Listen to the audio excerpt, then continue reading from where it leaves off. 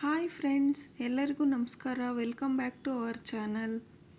ಇವತ್ತಿನ recipe beetroot halwa ಹೇಗೆ ಮಾಡೋದು ಅಂತ ನೋಡೋಣ. ಫಸ್ಟಿಗೆ ಒಂದು ಬಾಣಲಿ ಇಟ್ಕೊಂಡಿದ್ದೀನಿ ಸ್ಟವ್ ಮೇಲೆ. ಅದರಲ್ಲಿ ತುಪ್ಪ ಹಾಕ್ಕೊಂಡು ದ್ರಾಕ್ಷಿ ಗೋಡಂಬಿ ಫ್ರೈ ಮಾಡಿಕೊಂಡು ಪಕ್ಕಕ್ಕೆ ಎತ್ತಿಕ್ಕೋಬೇಕು.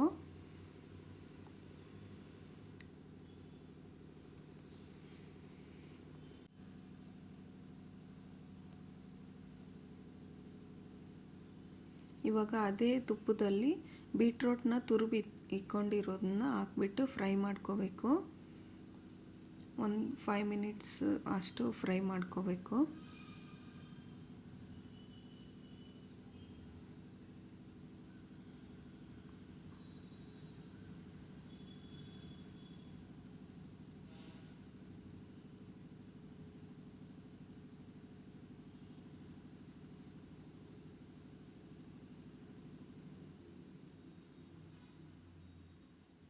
ಇದು ಚೆನ್ನಾಗಿ ಫ್ರೈ ಆಗಿದೆ ಇವಾಗ ತುಪ್ಪದಲ್ಲಿ. ಇವಾಗ ಮಿಲ್ಕ್ ಆ್ಯಡ್ ಮಾಡ್ತಾಯಿದ್ದೀನಿ.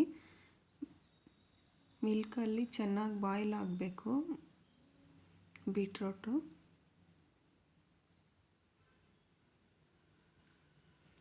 ಬಾಯ್ಲ್ ಆಗಿದೆ. ಈಗ ಶುಗರ್ ಆ್ಯಡ್ ಮಾಡ್ಕೊತಾ ಇದ್ದೀನಿ. ಬೆಲ್ಲ ಆದರೂ ಯೂಸ್ ಮಾಡ್ಬೋದು, ಶುಗರ್ ಆದರೂ ಹಾಕ್ಕೋಬೋದು.